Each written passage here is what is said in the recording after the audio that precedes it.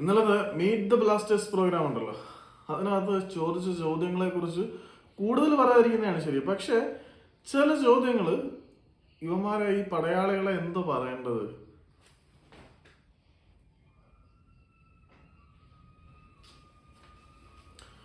ഇന്നലത്തെ meet the Blasters പരിപാടിയിലെ പടയാളികളുടെ പ്രകടനത്തിനെ കുറിച്ച് നിങ്ങളുടെ അഭിപ്രായം എന്താണ്? എനിക്ക് കുറച്ച് കാര്യങ്ങൾ പറയാനുണ്ട്, പറയാതിരിക്കാൻ പറ്റത്തില്ല, അതുകൊണ്ട് തന്നെയാണ് കേട്ടോ. ഇവന്മാരെ എന്താ പറയേണ്ടത്?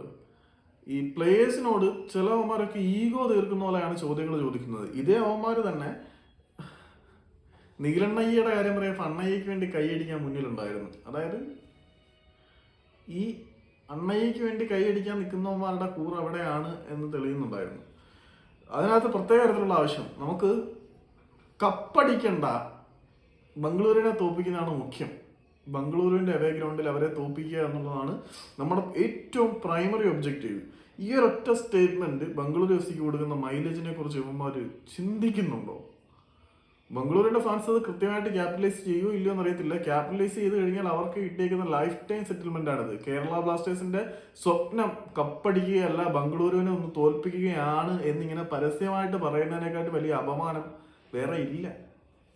ദാറ്റ് മീൻസ് കേരള ബ്ലാസ്റ്റേഴ്സിനെയും ആരാധകരെയും സംബന്ധിച്ചിടത്തോളം കപ്പല്ല വലുത്, ബംഗളൂരുവിനെതിരെയുള്ള വിജയമാണ് വലുത് എന്ന് ചിന്തിക്കുന്നുണ്ടെങ്കിൽ ബംഗളൂരുവിന്റെ റേഞ്ച് എന്താണ് എന്ന് ബംഗളൂരുവിന്റെ ആരാധകർക്ക് സ്വയം ആത്മരതി അടങ്ങിക്കൊണ്ടിരിക്കാം. നമുക്ക് കപ്പല്ല വേണ്ടത്, 2 മാസ സ്റ്റാറ്റസ്, 2 ബിരിയാണി ട്രോള്, തീർന്ന് നമുക്കെല്ലാം ആയി. നമ്മളെ സാറ്റിസ്ഫൈ ചെയ്യാനുള്ള സാധനം ഇതൊക്കെ മതി. ഓക്കെ, സാധാരണഗതിയിൽ ഈ ഒരു ക്ലബിനോടൊപ്പം നിൽക്കുന്ന ആരാധകർ എന്താണ്, ഓക്കെ ബംഗളൂരു എഫ് സിക്ക് എതിരെയും ജയിക്കണം, എല്ലാ മത്സരങ്ങളും വിജയിക്കണം, ഒരു കിരീടമാണ് അൾട്ടിമേറ്റ് എന്ന് വിശ്വസിക്കുന്ന ആളാണ് ഞാൻ. അല്ലാതെ ബംഗളൂരു എഫ് സി ആയിട്ടുള്ള റൈവൽറിക്ക് എന്ത് പഴക്കമാണ് ഉള്ളത്?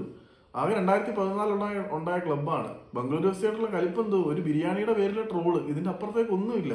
അതും നമ്മൾ അങ്ങോട്ട് ചെന്ന് ചൊറിഞ്ഞ് വാങ്ങിച്ച ഒരു സാധനം,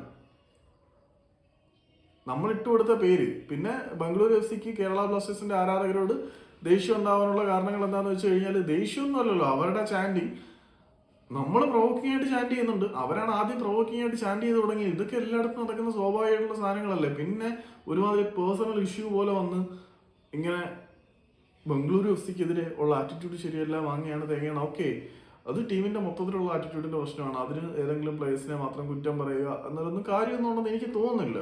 ഇപ്പം അവര് ബംഗളൂരു എഫ് സിക്കെതിരെ എന്നല്ല, എല്ലാ ക്ലബ്ബുകൾക്കെതിരെയും ജയിക്കണം എന്ന ഉദ്ദേശത്തോടു കൂടി തന്നെയാണ് കളിക്കുന്നത്. അതിനകത്ത് ടീമിനെ മൊത്തത്തിൽ പറയേണ്ടി വരും. അല്ലാതെ ഒരു കളിയിലേക്ക് മാത്രം നിങ്ങൾ നിങ്ങളുടെ എല്ലാ എനർജിയും ചെലവഴിക്കുക, മറ്റു കളികളൊന്നും നമ്മളെ സംബന്ധിച്ചിടത്തോളം പ്രധാനമല്ല.